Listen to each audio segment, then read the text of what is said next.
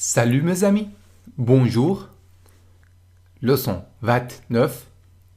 Leçon 29 صدای میده. 9 اینم فش خونده میشه.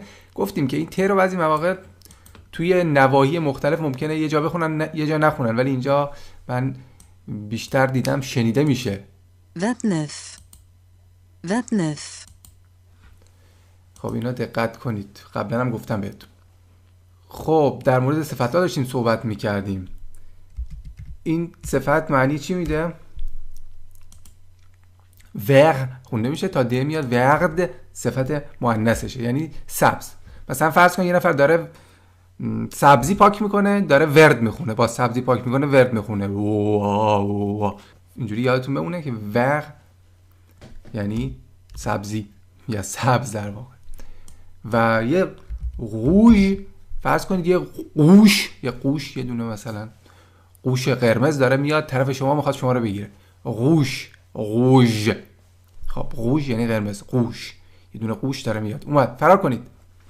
اینجوری میگم که یکم یادتون بمونه، اینا کلمات مهمی هستن. و که آسون بود در واقع. و فم می نویسن، فم میخونن. خب این یعنی مرد، اینم یعنی زن. که اینو گفتیم مثلا همایون بگیم که بشه و اینم بگیم فم. مثلا یه فامیل دور داریم اسمش یه زن، فامیل. خب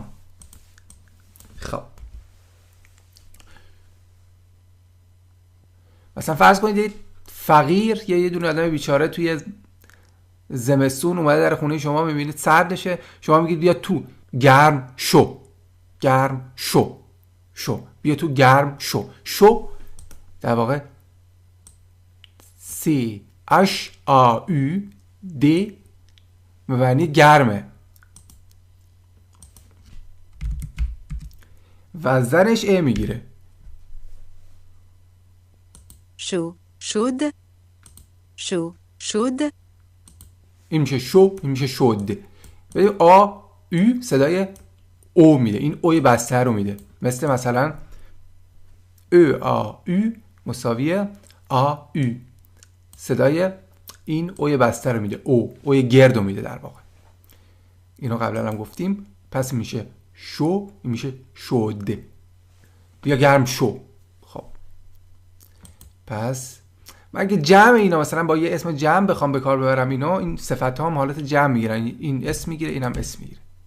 مثلا نوشیدنی های گرم، این باید نوشیدنی ها چون جمعه صفتش هم بعداً باید اسم بگیره، بستگی به اینکه مؤنث باشه یا مذکر باشه، یا این میشه یا این میشه. خب نوشیدنی ما گفتیم پواسون یعنی چی؟ یعنی ماهی. و پوازون یعنی سم.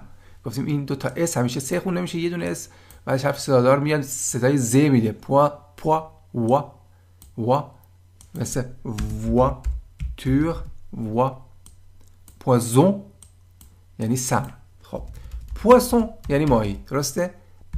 ب داشته باشه یعنی نوشیدنی. لا یعنی زنه در واقع. فروید رو میشناسید که فروید هم میگن آدم سردی بوده. خب اینو چجوری میخونیم؟ فروید می‌نویسن، فروا میخونن، دش خونده نمیشه، درسته آخر کلمه، ولی اگه ا بعدش بیاد تا د میاد. فرواد.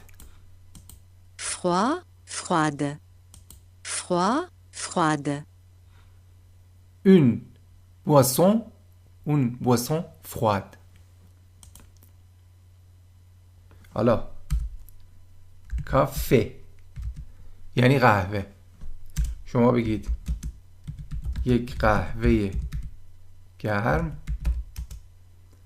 یک چای گرم، 3 یک فنجان قهوه گرم.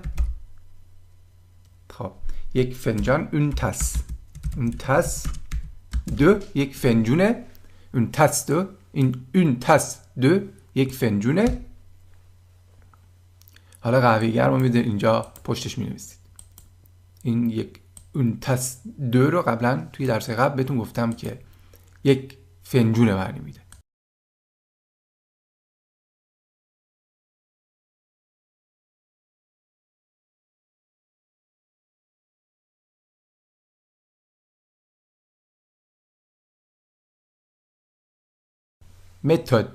متد تا این ا خونده نمیشه تا د میاد.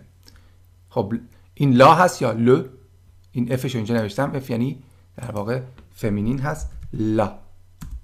خب فا پس فاصله، فاصل آسونه و دیفیسیل.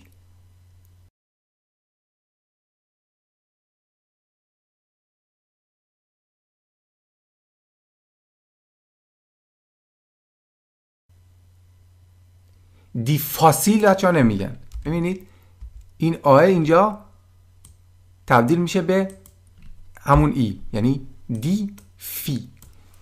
یه دی اومده اولش، کار سخت‌تر شده، پس دیفیسیل یعنی سخت. فاسیل آسون‌تره. چرا؟ چون اصلا دی هم نداره اولش. میبینید یعنی که کوچیک‌تره، کوتاه‌تره. پس دی اومده کارو سخت کرده یکم. دیفیسیل فقط آش هم کرده ای. دیفیسیل دو تا اف داره بچه‌ها، اینم باید دقت کنید. دیفیسیل. پس میبینید که فاسیل اون دیفیسیل یه تشابهاتی دارن. فاسیل که یعنی آسون، مثل فاصله است، آسون به دست میاد.